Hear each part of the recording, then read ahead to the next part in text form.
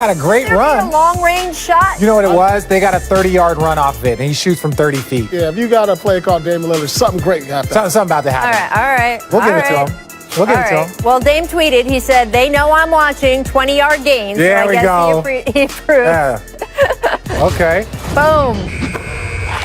That's not bad. You're an Oakland boy. Yeah. You got your former Oakland Raiders. Absolutely. Okay. He raps, welcome to the jump. I am Rachel Nichols. I might cry because I am literally alongside, not over screens, not from their homes, alongside NBA champ Richard Jefferson, 2008 Finals MVP Paul Pierce. Malika Andrews is going to join us shortly from New York for our Nets preview segment. Also coming up, we will share the details of the NBA's investigation into the Clippers' recruitment of Kawhi Leonard in 2019. Stick around for that.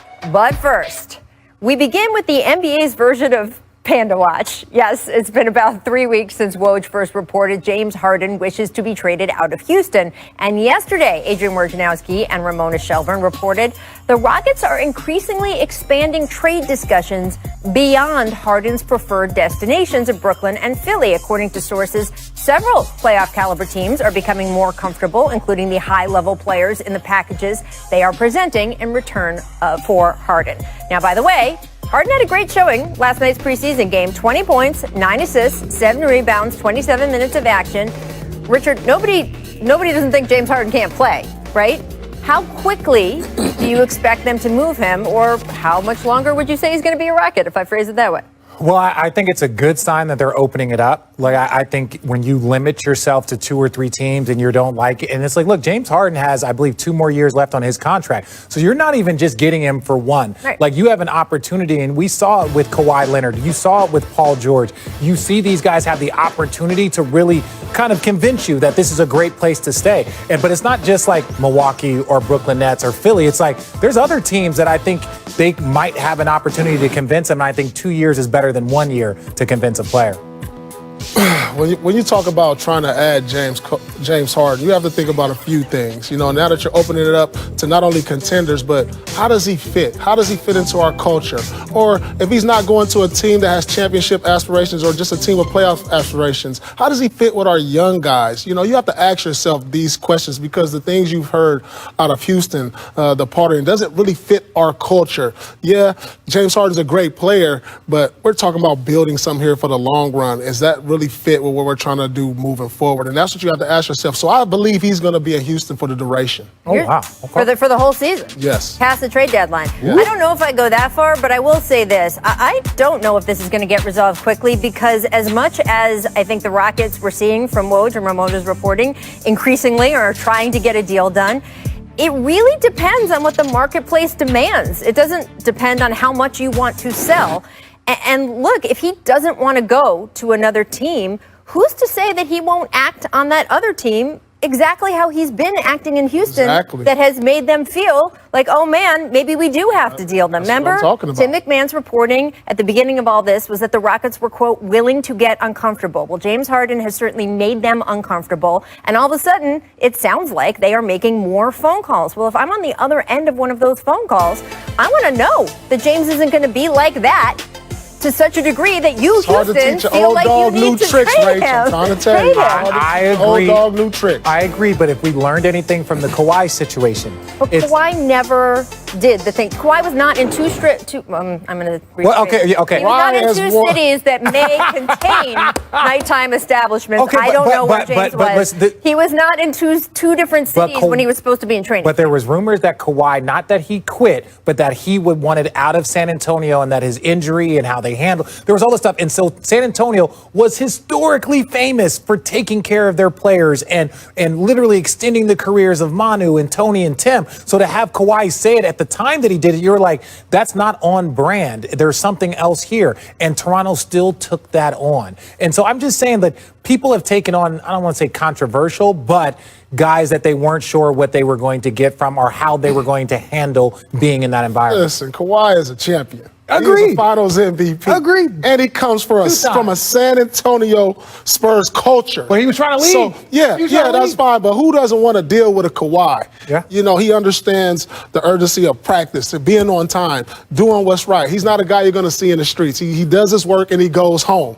Like, you can live with that. Yeah, okay. I agree. So you have to ask yourself these questions. If James Harden comes aboard, can we live with that? There's only like 2 or 3 coaches that I can say can deal with him in the league.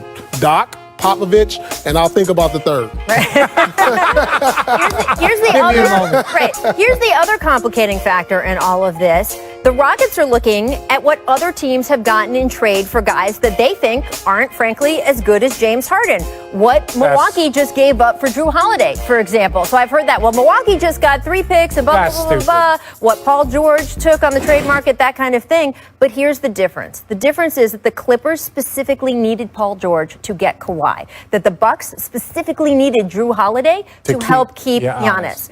I don't see a team right now, at the start of the season, that specifically needs James Harden and therefore will overpay or pay at least to that level, even though it's a lesser player that has commanded that level before. Now, what might change is when we get to the trade deadline, because both of these conferences are pretty stacked this year, and you have a lot of teams that think that they can make it, and James might be a piece that a team that maybe loses its own superstar due to injury or something else happens where they suddenly are as desperate as the Clippers were or the Bucks were.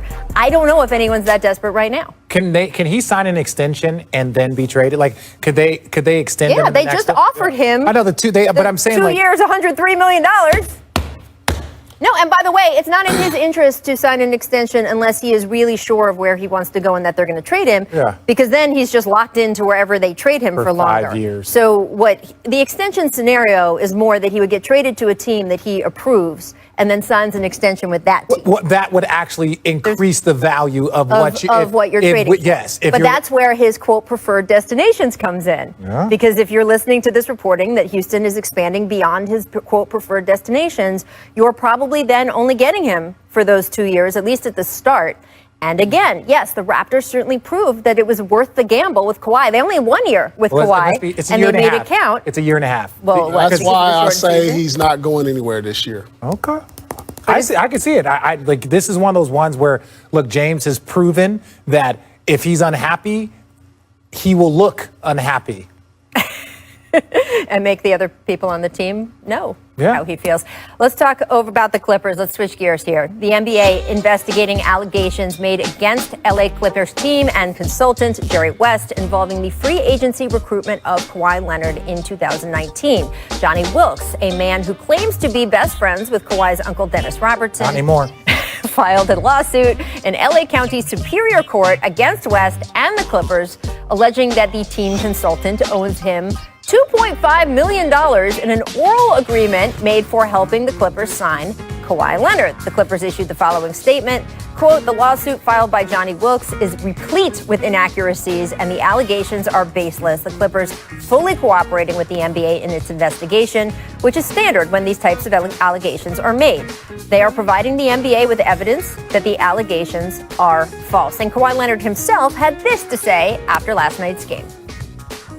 How well do you know Johnny Wilkes, and did he play any role in your recruitment to this team, your decision to join this team in 2019?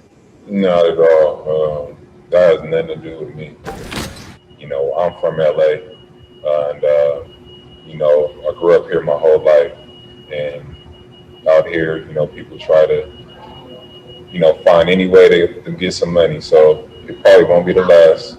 I know a lot of people out here. Richard, this is not college recruiting, right? I mean, we don't usually see runners in the NBA, which is basically what this guy is alleging he was. It's weird because you want to say, okay, was this introduction done during the Toronto, when he was in Toronto, before free agency? That would be the only things like, hey, I'm going to connect you, I'm going to do all of these things.